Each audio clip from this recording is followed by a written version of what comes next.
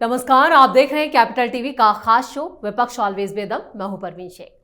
दिल्ली से बंगाल तक विपक्ष में मारधाड़ मची है। ईडी के एक्शन के बाद विपक्ष बौखला गया है। अब इंडी गठबंधन के नेता आपस में भिड़ रहे हैं। इसी कड़ी में केजरीवाल ने गांधी परिवार पर निशाना साधा। कहा, नेशनल हेराल्ड में सोनिया राहुल को जेल भेजो। वहीं ममता की सांसद महुआ मोइत्रा के बयान पर भी बवाल मचा है, जिन्होंने अमित शाह का सिर काटकर टेबल पर रखने की बात कही, जिस पर महुआ के खिलाफ एफआईआर भी दर्ज हुई है। तो कैसे विपक्ष बौखला गया है, इस पर चर्चा करेंगे। साथ ही उस खबर पर भी चर्चा करेंगे जिससे वक्फ गैंग को मिर्ची लगी है।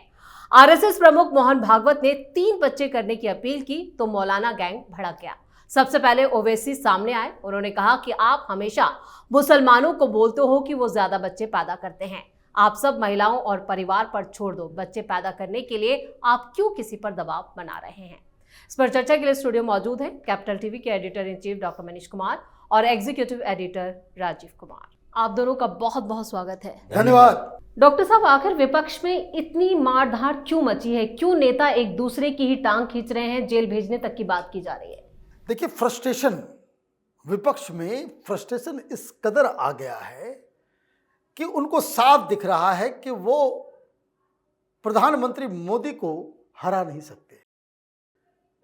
अभी नहीं, अगले 10 साल 20 साल तक आप नहीं हरा पाओगे। ये खौफ उनको फ्रस्ट्रेट कर रहा है।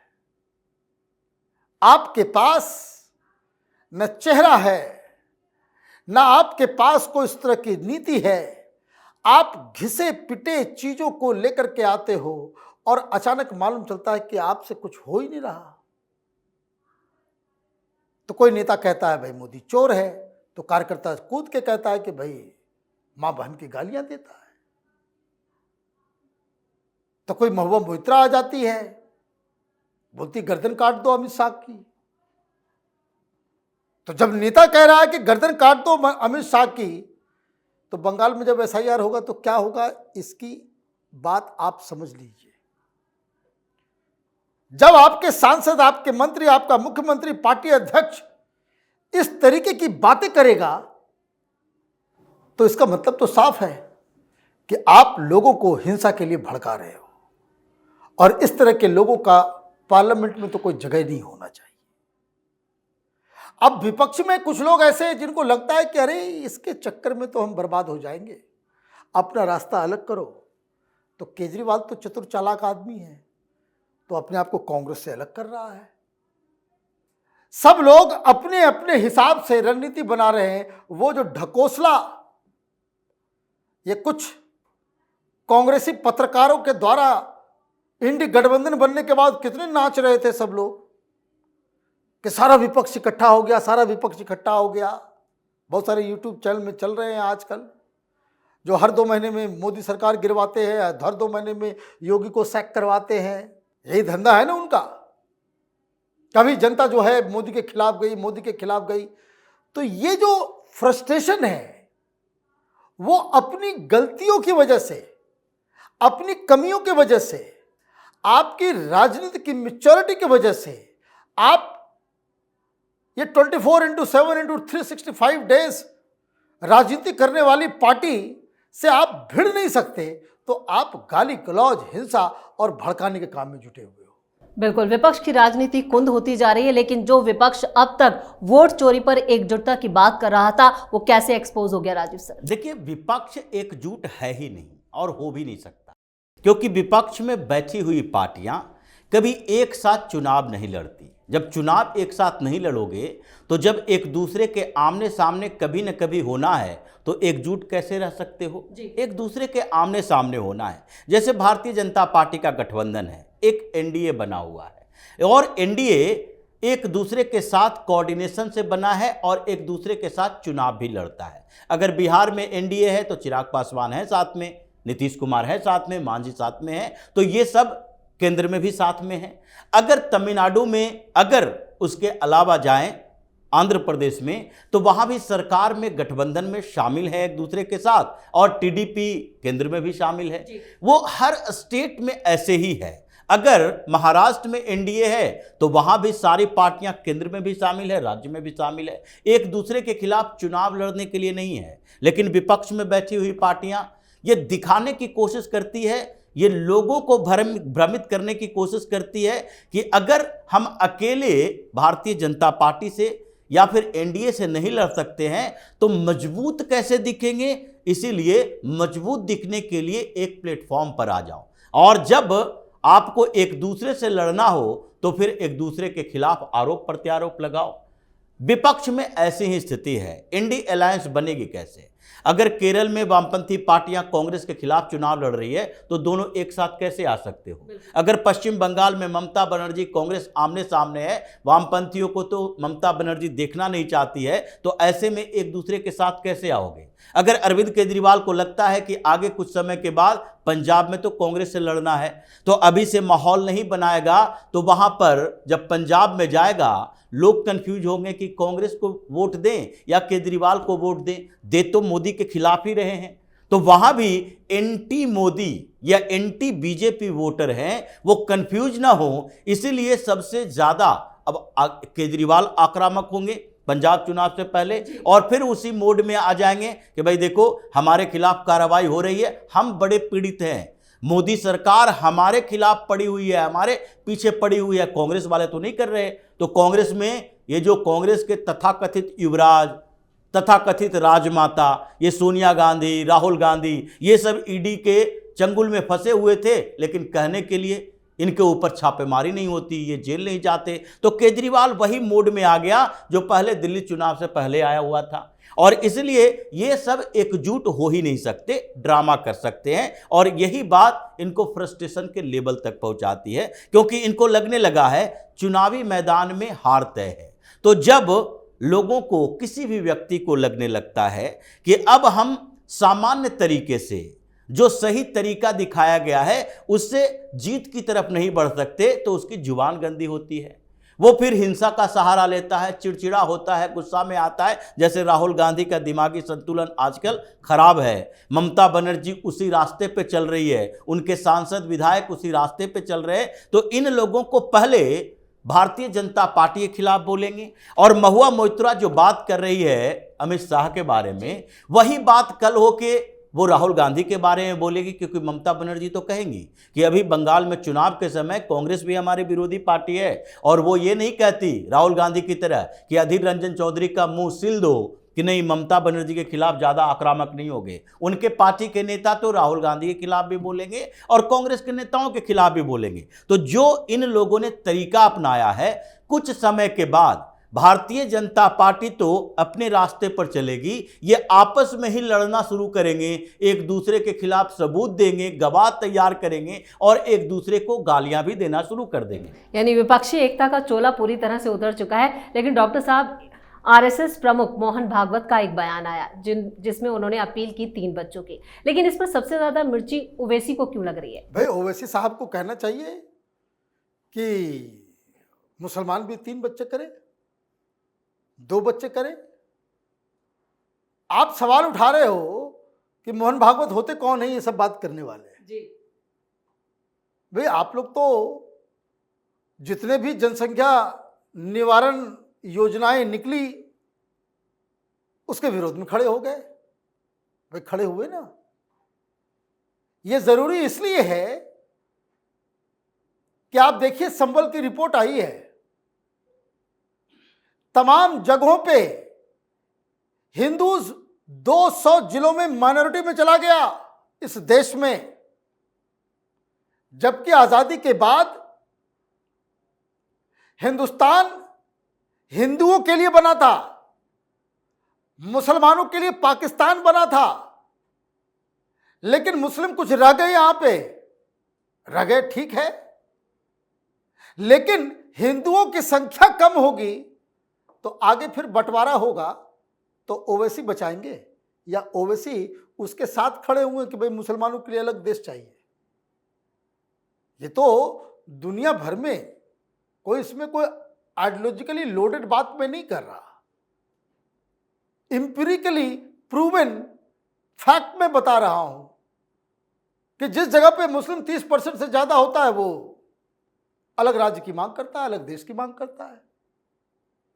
भाई सीरिया टूट गया ना, और उसके बाद लेबनान में क्या हुआ? सीरिया से कट के लेबनान बना, लेबनान में भी आपने जो है क्रिश्चियंस को मार के भगा दिया। तो ये बात तो आप कह नहीं, भाई संविधान तो अपनी जगह पे है,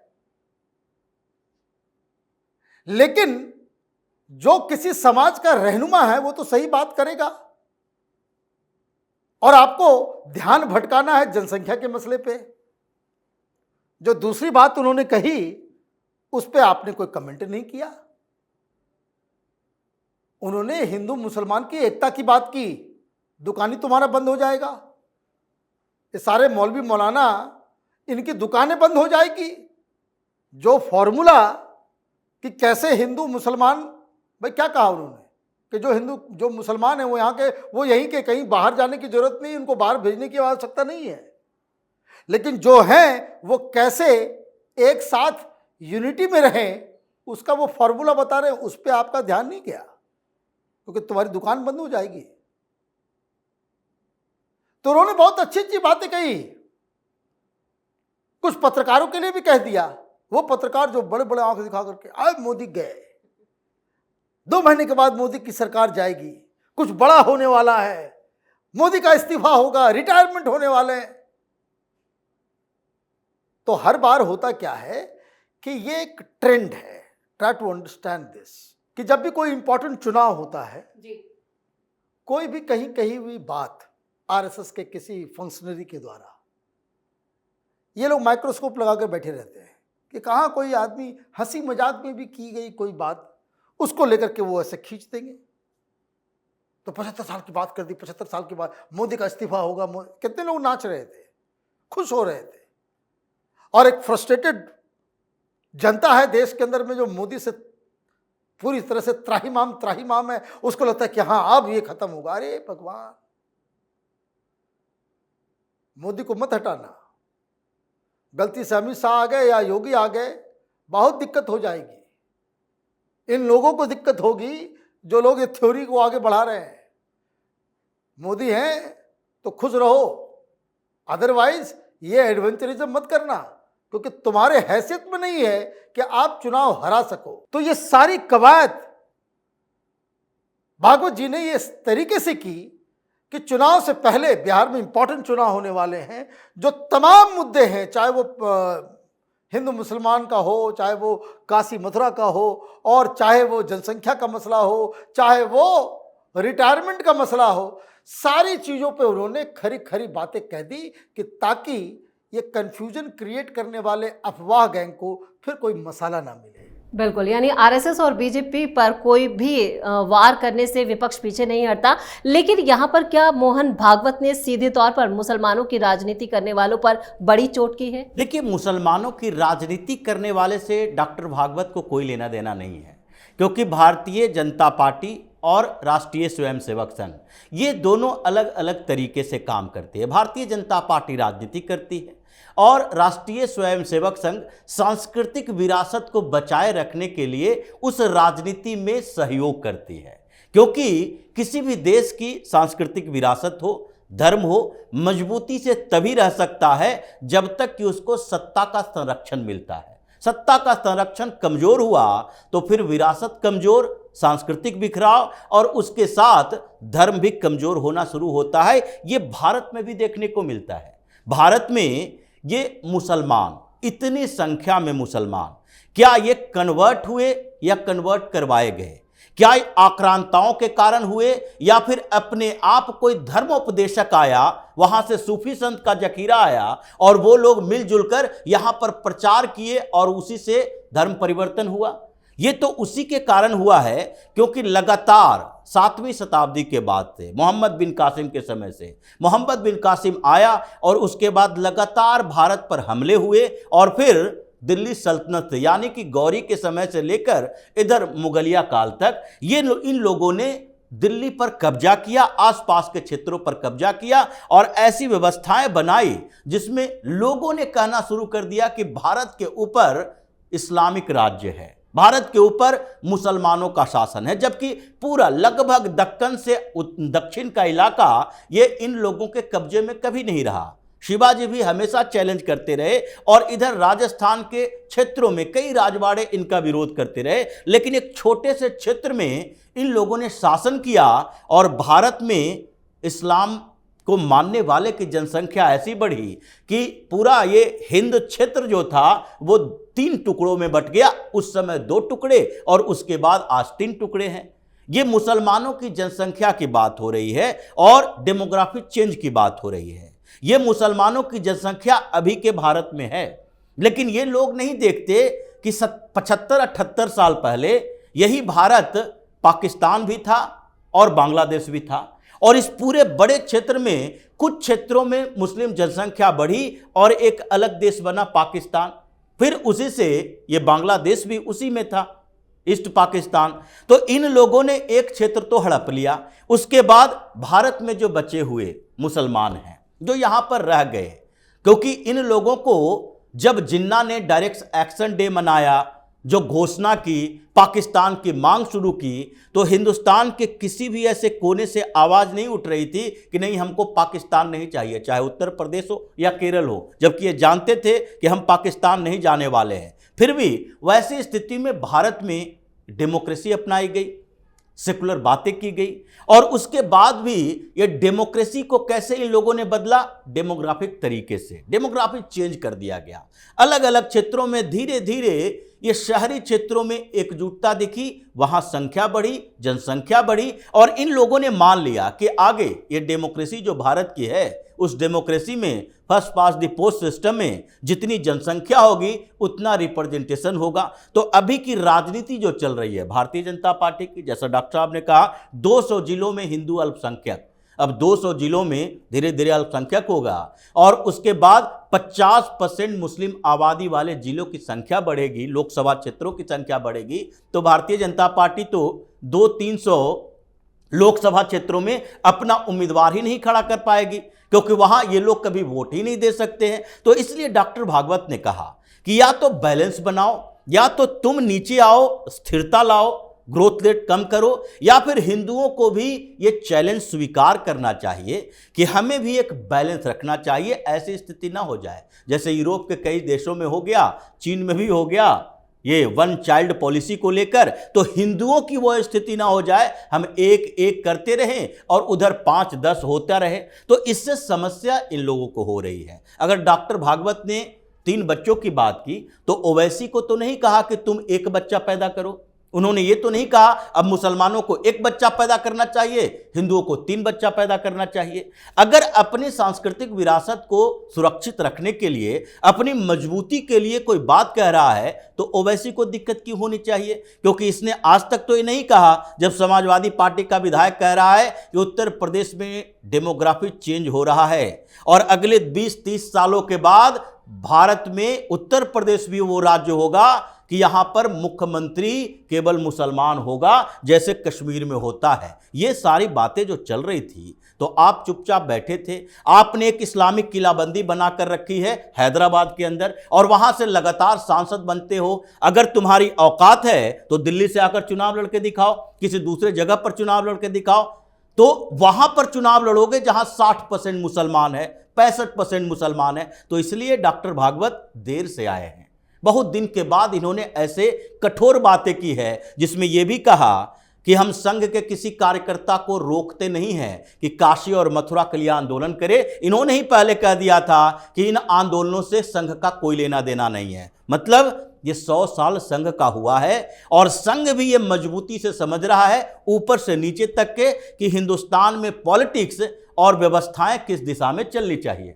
इस तमाम जानकारी के लिए और सटीक विश्लेषण के लिए आप दोनों का बहुत बहुत धन्यवाद। धन्यवाद। वोट चोरी पर जो कांग्रेस विपक्ष को अपनी छतरी के नीचे लाने की जुगत लगा रही थी वो अब पूरी तरह से फेल हो गया है। इंडी गठबंधन के नेता आपस में ही एक दूसरे को नीचा दिखाने और जेल भेजने की बातें कर रहे हैं, जिससे इंडी गठबंधन की जो एकता है वो पूरी तरह से एक्सपोज हो गई है। वही 3 बच्चों की बात पर मौलाना गैंग भी बिलबिला रहा है।